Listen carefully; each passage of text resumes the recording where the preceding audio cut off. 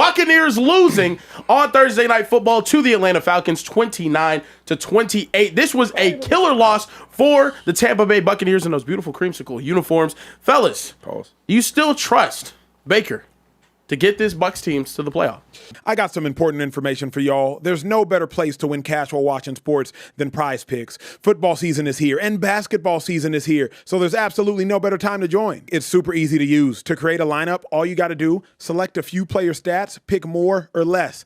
That's literally it. PrizePicks is available in more than 40 states, including California, Texas, my home state, and Georgia. But my favorite thing, PrizePicks is going to give you $50 in lineups when you make your first $5 lineup. What's that mean? Win or lose, you get $50 in lineups for free. Just download the app and use promo code Speakeasy today. $5 gets you $50 in lineups. PrizePicks, it's good to be right. I don't think you can. You got to be real about who the Bucs team is today, not who the Bucs team was the first 6 weeks of the season. The Bucs are 2-6 in their last 8 games. At the point in which you allow Kirk Cousins to go for 373 yards on you, and the week before you allow Tyler Shutt to beat you down, I can't trust the Bucs to beat anybody. And if we're being honest, they don't truly control their own destiny, because I would suggest the Carolina Panthers do, because though the Bucs play the Panthers 2 of the next 3 games, the Panthers are the ones in the driver's seat right now. The Panthers are the team that's hot right now. The Bucs are limping again. And again, we've been waiting to see the Bucs at full strength. We saw the Bucs at full strength, and full strength wasn't strong enough. Mike Evans got busy. He went for 120. Godwin was on the field. Ibuka got busy. He went for 64, and that still wasn't good enough. So in my mind, I no longer trust the Bucs to get it done. Sure, they can get it done, but I don't got full confidence in them. You finally kept it real. Oh, wow. You finally kept it real about Baker Mayfield, right?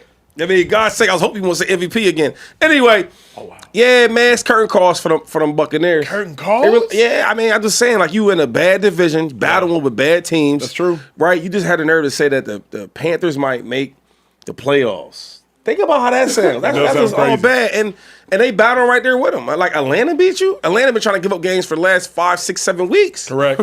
So I don't think Baker Mayfield could carry this team to the playoffs. They're battling with the Panthers and the Falcons. Yeah. And they just lost to the Saints. I mean, are you serious? Is there anywhere where those teams, those 2 teams in this division, get a playoff win? Come on, man. I don't even think. I don't think so. But like the fact is, if anybody could do it, it's the Bucs that can do it. But you got to assess, like, not who you wish you were, but who are you? Who Baker wishes he was healthy, and this team at full strength and like a 3-game lead. Baker's got a bum shoulder. He didn't even attempt to run all day today. I'm not convinced he's healthy. The squad came back at full strength, but the defense, they're not playing at a high level right now either. So, like, who are the Bucs right now? They are a below-average football team. Maybe because they're playing the Panthers, the Dolphins, the Panthers, they might limp into the playoffs. But the Dolphins, surprisingly enough, are playing really good football right now. The Panthers are playing good football right now. And the Bucs aren't just bad. They're awful. Records are very deceiving in this course in the season, because the Bucs started 4-1. So you look at the record and they're 7-7, and you're saying, well, Acho, what do you mean they're all that? No. The last 2 months of the season, the Buccaneers have 2 wins. 2 wins in the last 2 months. So it's not that the Bucs are even a moderately good football team.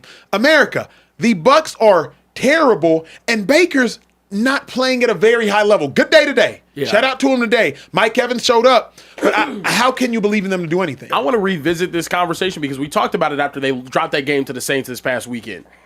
I'll revisit it. Do you guys think that the Bucs can win and win big with Baker Mayfield? Do you think he's a franchise quarterback for them in the future? Yes. Because it was not the offense nor Baker that lost this game. And if we're being honest, you got to look at the Bucs team and say, if you give up 370 passing to Kirk Cousins, and then you allow Bijan Robinson, I think, to have 180 total yards, you're not winning a game like that. Talk to me. The Buccaneers were up 14, give up a touchdown. Yeah. They failed the 2-point conversion. What does Baker Mayfield do on that next drive when he goes back out there? Pick. He did he throws an interception. He started acting like that in the playoffs. He had a part to play in this loss tonight too. Shady, how do you feel? Do you think he's? No, you totally right, Care Bear. Yeah, it's like you just the cowboy bear. You know what's going on. He started acting like that Prescott in the playoffs. Okay, wow. Yeah, but I mean, Acho saying leave to the playoffs and all this other stuff. I can't see it. The game on the line. So I look at like stats, like, okay, you can have 300 yards, 400 yards, whatever it may be. But in the prime of the game, when we need you most, right? When the lights get super bright, what do? You the quarterback. I think we started loving, well, you guys started loving Baker because he played good and big moments. Yep. Well, we needed you. Okay, so your team lets a score up, right? And then they come down, right? And then you throw a pick. Yeah. Can't happen, man. And I don't want to hear nothing about these injuries. Let me tell you something. We are week 15. Yeah. Everybody's injured. Just because you put it on the scouting report, sometimes I didn't. A lot of players don't do that. They don't put it on the scouting report. So everybody's hurt, Acho. That's no excuse. But here's my thing, 2-5. What's your thing? Bucs are still winning by 2 with a minute 20 left. I don't believe the Falcons have any timeouts.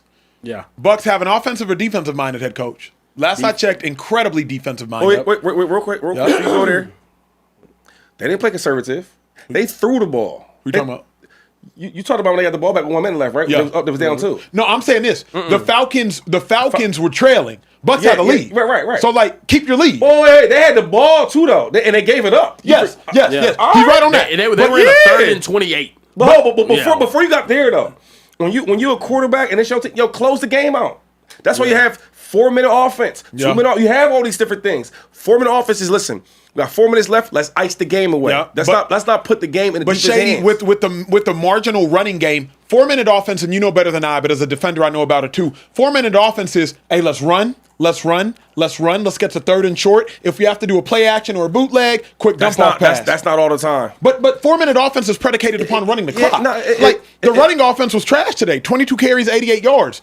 Like that. Yeah, but they hold up now. On certain coaches, Yep. like Andy Reid. Andy Reid will always just run it out. They got safe passes, right? Because around this time you don't get a lot of man coverage, correct? Yeah, of course. All right, beat man. Because the first time they had to get a first down, they got it. Yeah. It was Mike Evans and it was Chris Godwin to stack alignment. Yep.